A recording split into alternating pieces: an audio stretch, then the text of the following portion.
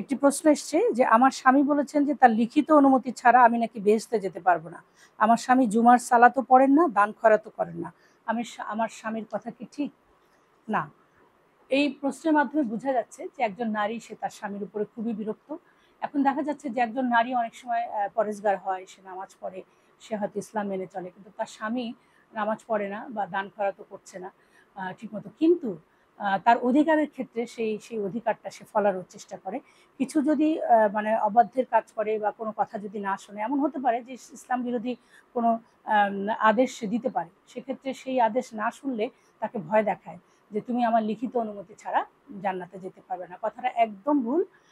আপনি অবশ্যই আপনার আমলের মাধ্যমেই জান্নাতে যেতে পারবেন এবং স্বামীর জন্য দোয়া করতে থাকেন, স্বামীকে সবসময় ঠান্ডা মাথায় বোঝাতে থাকবেন এবং আপনি স্বামীকে এটাও বুঝাবেন যে ইসলামে আসলে এমন কোনো কোরআনের আয়াত বা হাদিস নেই যার মধ্যে লেখা আছে যে স্বামীর লিখিত অনুমতি ছাড়া স্ত্রী জান্নাতে প্রবেশ করতে পারবে না। তবে এখানে একটা সম্মানের ব্যাপারে আল্লাহ রাব্বুল আলামিন একজন স্বামীকে অনেক মর্যাদা দিয়েছেন। যেমন একটি হাদিসে এসছে আল্লাহ রাব্বুল আলামিন বলেন যে আমি যদি আমাকে ছাড়া আর কাউকে সিজদা করতে বলতাম, তাহলে প্রত্যেক স্ত্রীকে বলতাম যে যেন সে তার স্ত্রীকে সিজদা করে, তার স্বামীকে সিজদা করে।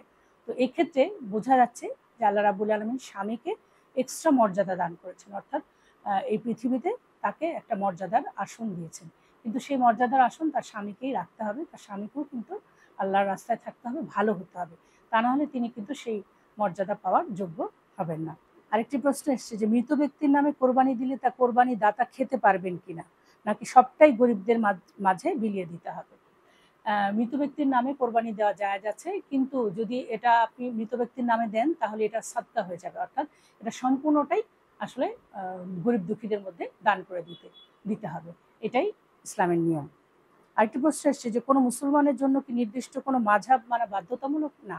মাযহাব আসলে আমাদের উত্তরোত্তর আরও বেশি জ্ঞান বৃদ্ধির জন্য মাযহাব এসছে এবং এই মাযহাবে যদি কোরআন সুন্নাহ বিরোধী কিছু থাকে তাহলে সেগুলো আমরা মানতে বাধ্য নই। তবে যারা এই মাযহাব করেছেন, যে ইমাম, ৪ জন ইমাম, প্রসিদ্ধ ইমাম, তাদের যে মাযহাবগুলো এগুলো সবই আসলে কোরআন সুন্নাহ অনুযায়ী আসলে দেয়া হয়েছে, এবং সেই জন্য সেটা আমরা সেখান থেকে আমরা যা যা ফলো করার দরকার সেটা ফলো করব। আর মূলত আমাদের মূল উদ্দেশ্য থাকবে আমরা কোরআন এবং হাদিসকে ফলো করব। সবাই ভালো থাকুন, সুস্থ থাকুন। আল্লাহ হাফেজ।